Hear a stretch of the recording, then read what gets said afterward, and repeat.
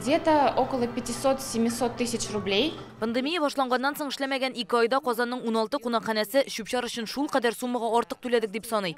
2020 елның апрель-май айларында бизнеслары туктап тора. Кунаклар булмый, димәк калдыкларда юк иде диләр. Не было мусора к вывозу, либо он был просто в минимальных количествах. Бу чорда калдыкларны алып та китмәделәр диярлек. Шүпчар түгү машинасы килгән очракта да калдыклар бик аз иде. Шулай да түләү квитанцияләрен гадәттәгечә җибәрделәр. Ягъни шүбе булмаса да түләүе шул ук. По факту или не вывозился. Ут су газ квитанцияләре белән хәл шулай ук була. Эшмәкәрләр ресурс оешмаларына акчаны яңадан санау тәкъдиме белән мөрәҗәгать итә. ПЖКХдан кала барысы да ризалаша. Алар без норматив буенча эшлибез дип җавап бирде диләр.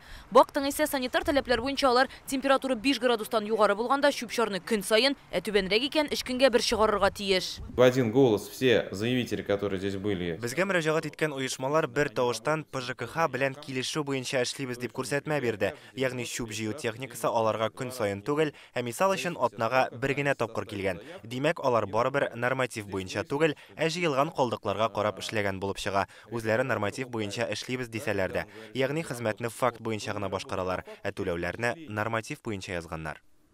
А в части реальной работы он работает по факту. Бу көндәшлек турында федераль законның 10-нчы маддәсен бозу диләр Уфастан. Моны инде 2 суд раслаган. Әлеге хәлләр буенча без ПЖКХга мөрәҗәгать иттек. Җавап көтәбез. Хәзер ПЖКХ арбитраж суд карарына шикаят белдерергә җыена. Әгәр дә Самара кассация суды карарны үз көчендә калдырса, оешмага 1 миллионга кадәр штраф янарга мөмкин. Эшмәкәрләр исә нәтиҗәдә аларның квитанцияләрен яңадан исәпләрләр дип өметләнә.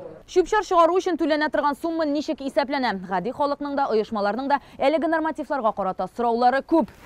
Чөнки төрле төбәкләрдә ул төрлечә, кайберләрендә уннарча тапкырга аерылырга мөмкин. Хәзерге вакытта республика хөкүмәтендә әлеге нормативларны яңадан карыйлар, саныйлар һәм ел нәтиҗәләре буенча алар үзгәрергә дә мөмкин. Рания Абдрахманова, Игорь Романов, Яңа Гасыр каналы.